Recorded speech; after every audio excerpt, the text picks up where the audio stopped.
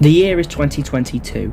We are getting a Super Mario, Five Nights at Freddy's and Silent Hill movie. If I told you that a few months ago, you would think I'm a psychopath. I've already given my thoughts on the first two Silent Hill movies, so if you want to see more on that, then check out these two videos, links in the description.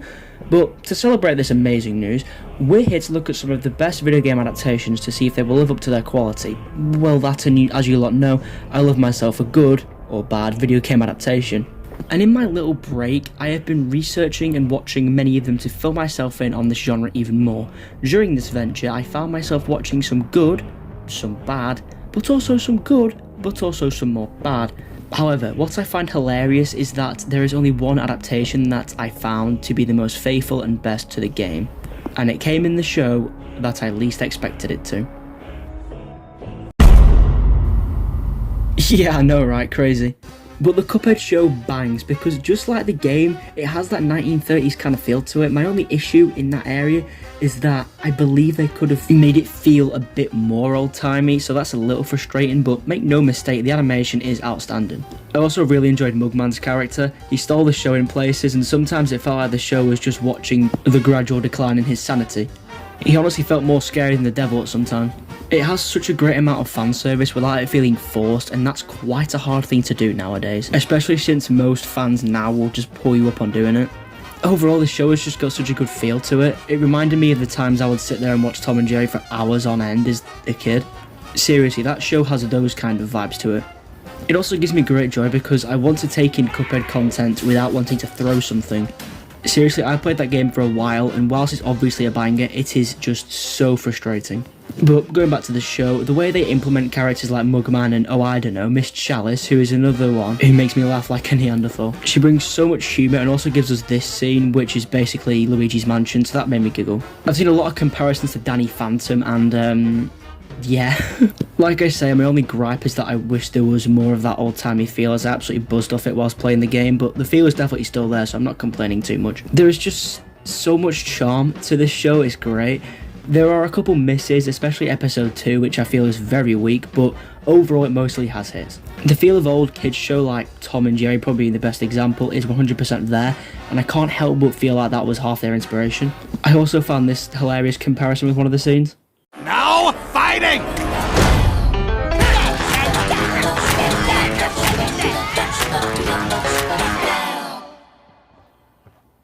You can tell it's well written when there is so much meme potential.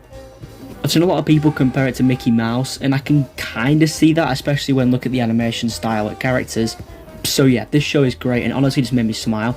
I didn't have any doubts that it would be, just because Cuphead just seems like the perfect game to adapt into a show, and that's what it is. You've got to pick and choose which games to adapt because some just will not work, but I can't see them doing anything too stupid, oh my god. I just hope this never happens. Speaking of stupid adaptations, The things we're working on today, they're gonna change the world.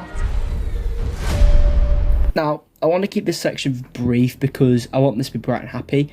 And well, I don't like these shows, but let's get this over with. In my opinion, you can compare these two shows very easily. Produced and written by people who have never played the games that want to make a sci-fi thriller and use the IP so people will watch. How's that? Am I in the ballpark? As fans of both, it's just incredibly frustrating to see them both wasted in such a manner. I've touched on both of them a bit more in the past in a bit more detail, but as I have said in the past, it's all well and good being a decent show or whatever, which Resident Evil is not, but when you make it absolutely nothing like the games, then what is the point? I know it's not a video game, but the new Velma show is another perfect example. Literally, the opening line of the trailer is a giant spit in the face of not only Scooby-Doo fans, but any viewer. It's so aggressive, and it honestly makes you wonder whether they want you to actually like it. I also don't understand why they've banished Scooby-Doo from the face of the earth, to make it more grounded and funny. Mate, a talking dog saying "Rutto" is the funniest shit ever. It kind of feels like it's trying to be the Harley Quinn show without realising what actually made that show good. And though sometimes it feels like that show was written by a 12-year-old, it still has more charm and character to it than Velma will ever have. It's just another example of people gaining to write about an IP they have absolutely no interest in. A serial killer calling from inside my house? Yes, that's a classic. And that's my point. Why change anything when the classics all still work, right? Fuck off. If you want to make a show based on a game but wish to stray away from certain elements and plot points, I have the perfect example. God, the Witcher show is a weird one. Despite having a very different story to the game, it borrows most elements and keeps that feel. It also helps that Henry Cavill was the perfect casting for Geralt. I was worried that he wouldn't be able to do the voice without sounding like he was impersonating Doug Cockle, but he absolutely nailed it. You also got the Yennefer storyline, which I thought was a tad weird at first, but once it got going I enjoyed it. And Ciri, who apparently threw some people off, but I like it throughout. Decent writing when it comes to the characters, but as far as respecting the source material goes, I don't think they put everything behind that. Reports did come out of the office claiming that the writers were perhaps making fun of the source material and claiming their version was better, which is certainly not true, I might add. And with Henry Cavill not returning for season 3, it just begs the question. From what I've seen and heard, it seems that Henry was fighting the writers for years and finally gave up his fight, and honestly, who can blame him? Some people are claiming that he had too many commitments at the time, what with him returning as Superman, as short-lived as that was, but I'm not convinced. But as far as those reports go, it just sounds weird. What group of writers would actively make fun of the source material? Did they get the bullies from The Simpsons to write this show?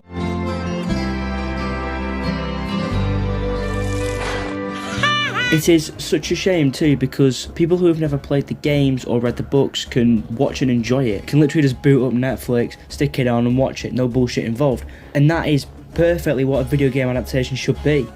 I know someone who's barely touched the games console in their life and they thought The Witcher show was great. Now that is how you do it. It just greatly saddens me how it all ended off. The first episode sets the tone perfectly, especially with the fight scenes, as you're probably not expecting to see Geralt decapitating people in the first episode, but he doesn't give a shit and neither do the writers. They could care less how you're going to feel seeing exaggerated tones. I really just don't understand the mindset of making fun of the source material. It's just so strange. I actually played the game not too long ago and it's absolutely fantastic. It's one I'd love to make a video on in the future, so let us know if you want that, but it was very unapologetic, but shoot me when I say the show was more so. Especially for a TV show, it was so gruesome and it never gave me any differing vibes. Like I said, it's just a huge shame that the writers treat the source material like they do, because though it doesn't have much competition, it's probably up there with some of the best video game adaptations I've seen and will take some beating, right? Are we really going back to Arcane? I'm trying to avoid it at the moment due to lack of season 2, which is still having an effect on my soul to this very day, but it's hard not to keep going back to the show as it's that good. Though like I say, I'm trying my best not to lean on it at the moment. I'm not going too wild here. If you want my thoughts on Arcane, then check out these previous videos I made on it, but to keep it short, all I really need to say is it's the best video game adaptation to date. It does all of its characters justice in the prequel, and the writing never feels lazy or lackluster, and the lack of filler is something I will always praise. Even shows like Cuphead and The Witcher, two of the better shows I've seen recently, have their fair share of filler crap. That does very little to advance the plot, but with Arcane there is none of that. If you can find me an example, I'd be delighted to look at it. To put it in the same category for best animated show as What If is very, very generous on the MCU show, because Jesus, the level of quality are simply non-comparable. It is only fair that Arcane won that Emmy, because I don't think a show has ever hooked me so much when I went into it knowing virtually nothing about it or its setting. I for one cannot wait for season 2, and the sooner we are informed of release date, the better.